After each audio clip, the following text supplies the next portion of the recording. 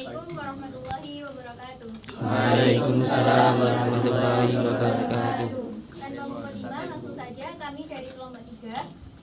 Di sini kami mengambil studi kasus di lokasi yaitu SMK Kabupaten Daerah 1 Kota Kediri dengan topik pembahasan atau subbab penelitian yaitu terkait lingkungan manajemen kantor. Oke. Anggota kelompok saya, Mbak Cynthia dan juga Mbak Fahim.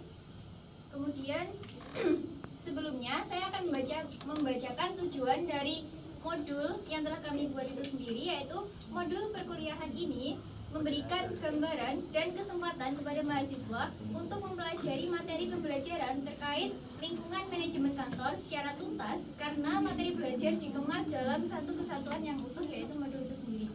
Materi yang pertama yaitu terkait lingkungan fisik kantor. Silakan untuk yang dulu. Untuk pembahasan yang pertama yaitu lingkungan fisik kantor. Lingkungan fisik kantor sendiri itu merupakan seluruh kegiatan yang mencakup seluruh faktor yang bekerja sama untuk mendukung kesejahteraan dan produktivitas pegawai. Hal ini termasuk aspek pencahayaan yang memadai, ventilasi yang baik, suhu yang nyaman, ruang kerja yang bersih dan terorganisir, juga ruang kolaborasi dan ruang privat. Untuk yang selanjutnya yaitu faktor yang mempengaruhi lingkungan fisik kantor. Yang pertama ada pencahayaan, yang kedua ventilasi, yang ketiga suhu, yang keempat kebersihan dan keteraturan, yang kelima desain ruang dan estetika, dan yang terakhir yaitu aksesibilitas dan keamanan. Lingkungan fisik kantor sendiri itu memiliki efek yang baik untuk kinerja para karyawan atau kinerja seseorang yang bekerja di kantor tersebut. Yang pertama yaitu akan membuat produktivitas yang lebih tinggi, yang kedua kesejahteraan dan kebahagiaan pegawai, yang ketiga kolaborasi yang baik, yang keempat pengurangan stres, yang kelima tingkat kepuasan yang lebih tinggi, dan yang terakhir yaitu keseimbangan kehidupan kerja. Adapun cara untuk mengatur tata ruang kantor yaitu dengan memperhatikan desain yang ergonomis, zonasi, ketersediaan fasilitas, komunikasi yang efektif, pemilihan furniture yang tepat, dan evaluasi penyesuaian. Kemudian yang kedua adalah lingkungan sosial kantor. Lingkungan sosial kantor merupakan lingkungan di mana aktivitas sehari-hari dilakukan. Keadaan lingkungan sosial yang berbeda akan mempengaruhi perilaku dan kedisiplinan seseorang. Dalam mewujudkan lingkungan sosial kantor terdapat jenis komunikasi. Yang pertama adalah komunikasi internal, yaitu pertukaran informasi atau komunikasi dalam lingkup manajemen kantor. Dalam komunikasi ini terdiri dari komunikasi formal dan komunikasi informal. Yang kedua, ada komunikasi eksternal, yaitu pertukaran informasi atau komunikasi dari luar ke dalam lingkup manajemen kantor. Dalamnya terdapat komunikasi diagonal. Sesuai dengan observasi yang telah kami lakukan di SMK Kabupaten Daerah 1 Kota Kediri, menurut narasumber bahwa lingkungan sosial kantor, yakni seluruh warga sekolah seperti kepala sekolah, guru, tenaga administrasi, tenaga perpustakaan, dan staf lainnya. Seluruh warga sekolah ini harus mampu berkomunikasi dengan baik.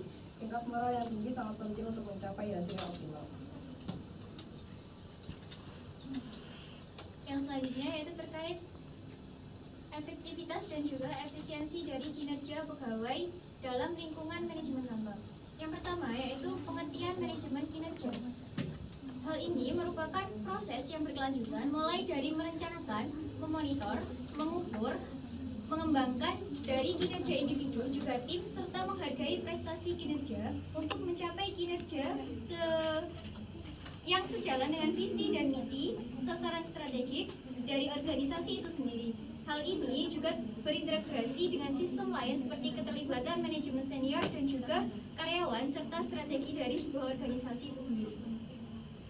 Selanjutnya, terkait pengertian dari efektivitas dan juga efisiensi kinerja itu sendiri.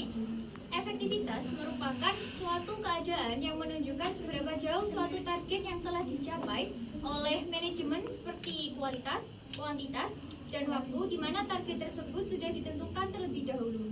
Semakin banyak suatu target yang dicapai, maka akan semakin efektif pula kegiatan yang diadakan oleh organisasi tersebut.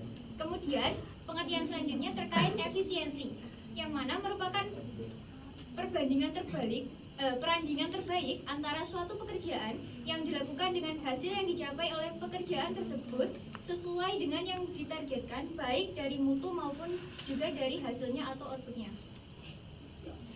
Faktor yang mempengaruhi dari efisiensi dan juga efektivitas kinerja dari seorang karyawan, yang mana di situ terdapat dari seorang karyawan, pegawai administrasi maupun tenaga pendidik, yaitu seorang guru itu sendiri. Yang pertama, faktor yang mempengaruhi yaitu waktu dan tugas, kemudian produktivitas, motivasi, dan selanjutnya yaitu terkait upaya dalam mempertahankan kestabilan dan peningkatan mutu, efektivitas dan juga efisiensi kinerja. Dari faktor-faktor yang telah mempengaruhi efektivitas dan juga efisiensi dari kinerja seorang pegawai, tentu untuk menghasilkan sesuatu yang lebih baik lagi dan juga meningkatkan mutu dari efektivitas dan juga efisiensi kinerja dari pegawai itu sendiri, yang pertama yaitu menempatkan dan merumuskan struktur kinerja yang linear atau segaris atau sejurus dan jelas juga tepat. Yang kemudian yang kedua yaitu peningkatan mutu sumber daya manusianya sendiri, yaitu tenaga pendidik dan juga pegawai administrasinya melalui penataran, workshop ataupun pelatihan berupa seminar dan lain sebagainya. Dan yang ketiga yaitu pemberian gaji sesuai dengan regulasi atau kebijakan dan menciptakan suasana kerja yang nyaman sehingga pegawai baik guru ataupun yang diajar siswa itu merasakan situasi yang nyaman yang diciptakan oleh lingkungan sekolah itu sendiri. Ini sedikit dari dokumentasi observasi kita di SMK PAUD Tanda 1 Kota Kediri bersama dengan narasumber yaitu seorang kepala tata usaha. Beliau bernama Bapak Sukono, sarjana ekonomi. Mungkin itu saja yang dapat kami sampaikan.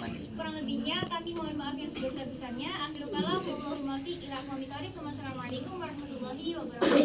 Waalaikumsalam warahmatullahi wabarakatuh.